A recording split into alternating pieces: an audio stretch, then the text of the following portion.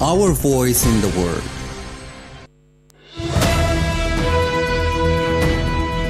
This is the English service of Radio Algeria International.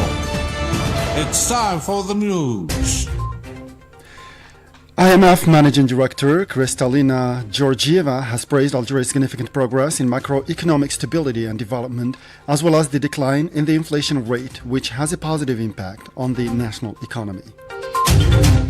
The Minister of Foreign Trade and Export Promotion, Kamel Rizig, has reaffirmed in Cairo, Egypt, during the opening of the 117th regular session of the Economic and Social Council of the Arab League, Algeria's commitment as the current chair of the session to support in joint Arab cooperation within a comprehensive vision. And internationally, indirect talks between U.S. and Iranian officials have begun in Oman amid weeks of escalating tensions and fears of a military confrontation between the two countries.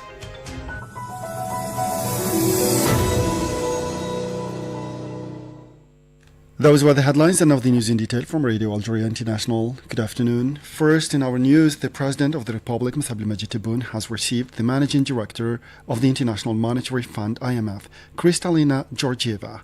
The meeting was attended by the Minister of Finance, Abdelkarim Boulzerd, the Advisor to the President in charge of Communication, Kamal Sidi Said, the Advisor to the President in charge of Diplomatic Affairs, Ammar Abba, and the Advisor to the President in charge of Finance, Banking, Budget, Foreign Exchange Reserves, Public Procurement, and International Settlements, Farid EIC, and in addition to the acting Governor of the Bank of Algeria, Mu'tasim Boudieff. In a press statement following her meeting with President Abdelmajid Tebboune, IMF Managing Director Kristalina Georgieva praised Algeria's significant progress in macroeconomic stability and development, as well as the decline in the inflation rate, which has a positive impact on the national economy. Ms. Georgieva said she had held extensive and fruitful discussions with the President of the Republic, expressing her gratitude to Algeria for hosting a highly important conference on connecting Europe to Africa via North Africa, while expressing the IMF's full support for Algeria's ongoing efforts to diversify its economy, highlighting Algeria's efforts in this regard, which focus on creating job opportunities for young people, supporting entrepreneurship and startups, and investing in human capital, which represents the future of the country. Finally, the IMF Managing Director expressed her admiration for the beauty and dynamism of Algeria. Let's listen to her. We have just had a comprehensive and fruitful discussion with the President, and I had the opportunity to express my gratitude to Algeria for hosting such a highly important conference on connecting Africa to Europe through North Africa.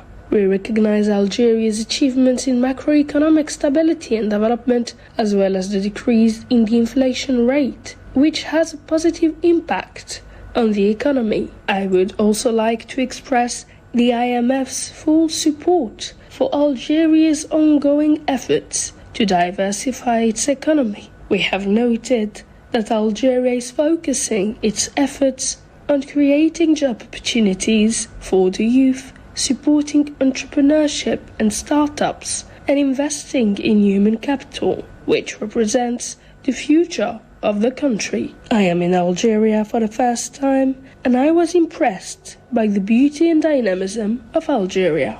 Of the country. It is worth recalling that Algeria hosted yesterday, Thursday, a high-level IMF conference co-organized with the Bank of Algeria under the title North Africa, Connecting Continents, Creating Opportunities. The event focused mainly on strengthening economic integration between North Africa, Europe, and Sub-Saharan Africa. Prime Minister Seif Gharieb has highlighted Algeria's role in promoting African integration through structural reforms and major continental projects aimed at economic diversification. Speaking at a high-level conference in Algiers, he said intercontinental connectivity is part of a strategy to strengthen regional integration, improve the business climate, attract investment, and integrate Algeria into regional and global value chains. Gharieb noted ongoing infrastructure projects, including trans-Saharan roads, railway expansion, mining lines, ports, airports, and logistics platforms, alongside regulatory reforms to boost economic resilience. The Prime Minister also stressed the importance of youth, innovation, digital infrastructure, and sustainable energy to support AI and the knowledge economy. He stressed that at the continental level, Algeria seeks to foster innovation through initiatives like the African Startups Conference and by sharing expertise with African partners, concluding that North Africa's potential requires stronger regional coordination, public-private dialogue, and international cooperation to transform opportunities into sustainable development. Still in the country, the Minister of State, Minister of Hydrocarbons and Mines, Mohamed Arqab, has highlighted that Algeria continues to consolidate its position as a key and reliable player in the international energy arena. During his participation in a ministerial panel discussion under the theme Leveraging the Energy Sector, a Foundation for Deepening Economic Integration, held on the sidelines of the high-level conference, North Africa Connecting Continents and creating opportunities, the Minister of State underlined that Algeria is a major player in the energy sector, particularly thanks to its strategic geographical location, its significant hydrocarbon and mineral resources, and its growing potential in the field of new and renewable energies. This makes it a pivotal partner in strengthening regional and international energy security, especially in Africa and the Mediterranean basin. During his address at the session, which was attended by several ministers and officials from various countries, Mr. Arqab emphasized that Algeria, by virtue of its geographical location linking Africa to Europe, and thanks to its advanced energy infrastructure, is capable of playing a pivotal role in meeting local and regional energy needs and strengthening intercontinental energy connectivity. This serves the stability of energy markets and enhances South-South and North-South cooperation. The Minister of State stated that Algeria's national energy strategy aims to make the energy sector a key driver of economic diversification, strengthen international standings, and support the energy transition by developing resources, adding value to hydrocarbons and mining products, and maintaining exports levels that finance the national economy. The minister stated, or regional infrastructure projects, most notably the Trans-Saharan gas pipeline, which aims to strengthen African energy integration, support the economic development of the countries involved, and facilitate access for African gas to European markets, leveraging Algeria's advanced infrastructure. Let's listen to Mr. Arqab. في النيجر سوناتراك تشتغل هناك وهي Sonatrach is working in Niger and has achieved significant results in this field. The recent visit I paid to Niger was also part of this process aimed at launching the second phase of this project, which is the start of production in the Kafra field, and as from next March. There will be a significant activity in this field by Sonatrach and its subsidiary Anafor in this region, and the beginning of the effective launch of the Kafra project. The second project was the Trans-Saharan gas pipeline linking Niger to Algeria. We both welcome the continuation of this project and committed to its actual support and implementation. There will be a meeting between the ministers of Nigeria, Niger and Algeria to launch this project and reach the third phase and the beginning of its execution. Mr. Arqab also highlighted the importance of North-South electricity interconnection projects and future energy interconnection projects such as the South H2 corridor and Medlink projects, which fall within the framework of supporting the energy transition, developing clean energy, and strengthening connectivity between Africa and Europe. The Minister of Foreign Trade and Export Promotion, Kamal Rizieq, has reaffirmed in Cairo, Egypt, during the opening of the 117th regular session of the Economic and Social Council of the Arab League, Algeria's commitment as the current chair of the session to supporting joint Arab cooperation within a comprehensive vision. In his address, Mr. Rizieq emphasized Algeria's commitment to contributing to the development of a comprehensive Arab vision that strengthens Arab cooperation in the fields of economic and social development, and to coordinated efforts to reach practical solutions to address the various current challenges facing Arab countries. After thanking the Tunisian Minister of Trade and Export Development, Samir Abid, for his efforts during his chairmanship of the previous session of the Council, Mr. Rizieq explained that Algeria believes that strengthening the foundations of joint Arab action, particularly in the economic and social spheres, and continuous coordination among sister nations, constitutes a fundamental pillar for overcoming challenges and advancing comprehensive and sustainable development.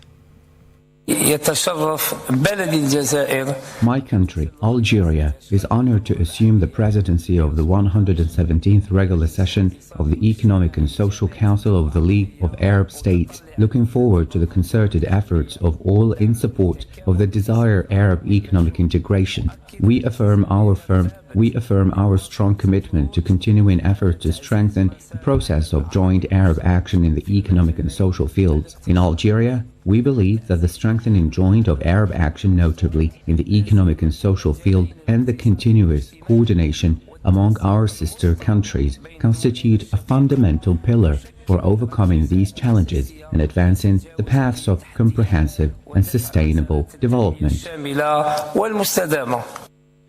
Based on its vision aimed at supporting and strengthening Arab economic integration, Mr. Rassig announced that Algeria will host the second edition of the Arab International Conference and Exhibition for Small and Medium-Sized Enterprises at the beginning of April.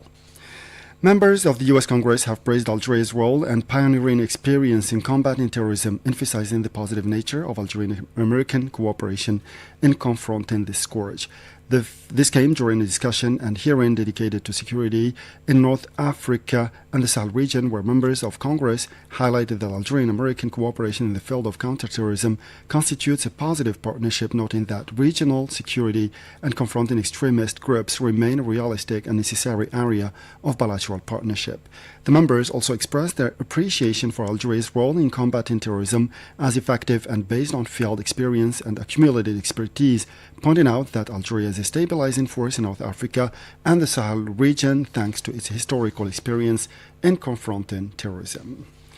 Shifting now to the Middle East, where the United Nations has said that ending the deepening humanitarian catastrophe in the Gaza Strip requires the unrestricted opening of all crossing points for aid delivery, warning that opening the Rafah crossing to individuals only without humanitarian assistance does not alter the deteriorating situation on the ground. Jamal Silmani has more details.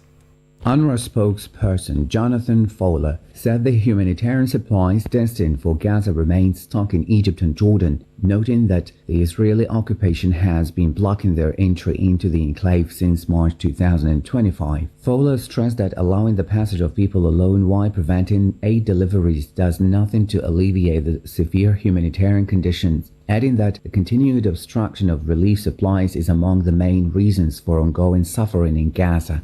Meanwhile, European diplomats called on Israeli occupiers to stop violations in the neighborhood of Silwan in occupied Al-Quds, voicing strong opposition to an unprecedented escalation in forced evictions, demolitions, and settler takeovers of Palestinian homes. In a statement posted Thursday on X, the European Union office in the occupied Palestinian territory said that the EU representative, along with representatives of EU member states and like-minded diplomats' missions, visited Silwan. The visit took place amid a sharp increase in forced evictions, demolitions, and the seizure of Palestinian homes by settlers. This came as 2 Palestinians were killed earlier today by Israeli occupation forces in Beit Lahia and Jabalia in northern Gaza, while a woman was injured by gunfire east of Deir al-Bala in central Gaza, in breach of the ceasefire agreement. Simultaneously, the Israeli occupation army carried out extensive demolitions targeting residential buildings across several areas of the Gaza Strip as part of its policy of destroying urban blocks.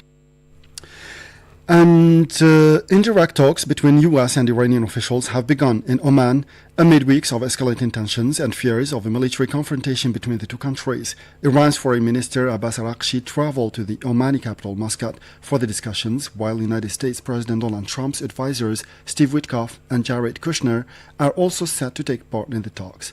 An Iranian Ministry of Foreign Affairs spokesperson says the goal of the meeting is to reach a fair, mutually satisfactory, and honorable agreement regarding the nuclear issue.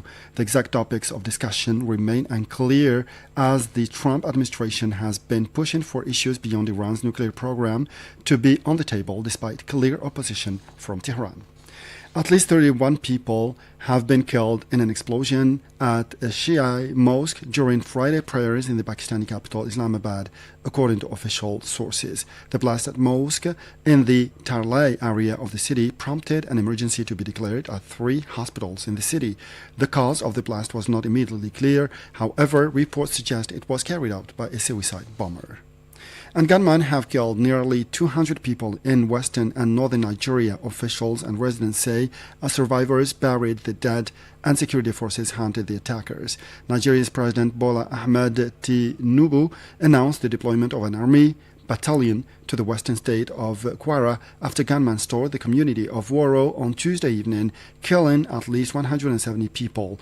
A further 21 people were killed in a separate attack in the city of Katsina in northern Nigeria, with gunmen murdering people as they moved from house to house. With this last piece of news, we come to the end of this news bulletin. Time now for our weekly program, starting with my colleague Aziza Gassi. It will be followed by another program by our colleague Hannah Dalil. As for me, I'll meet you again tomorrow for a fresh edition of our news bulletin. Thank you.